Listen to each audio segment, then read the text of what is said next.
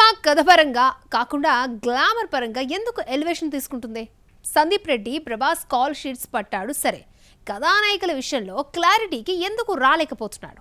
Most violent సినిమాకు senior girls మాత్రమే ఎలిజిబులా? Spirit cinema మొన్నటి వరకు ప్రభాస్ కాల్ షీట్ ఇవ్వటం లేదనే డిస్కషన్స్ తో నెట్టింట్లో నానింది. ఇప్పుడేమో ప్రభాస్ కు జతగా నటించే హీరోయిన్ గురించి నడుస్తోంది.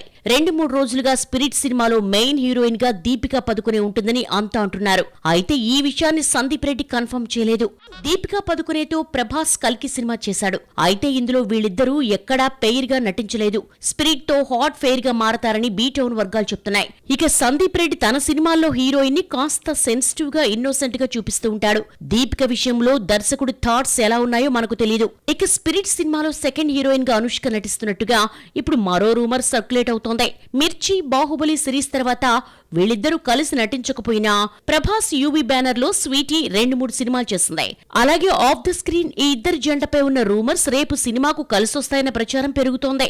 అయితే ఇక్కడ స్పిరిట్ అనే మోస్ట్ వైలెన్స్ కాప్ మూవీలో సందీప్ రెడ్డి గ్లామర్ కిచ్చే ప్రయారిటీ ఎంతనేది తేలాల్సిందే. అది అంతగా లేకపోతే టాప్ మోస్ట్ గర్ల్స్ ని తీసుకుని ఏం లాభం చెప్పండి?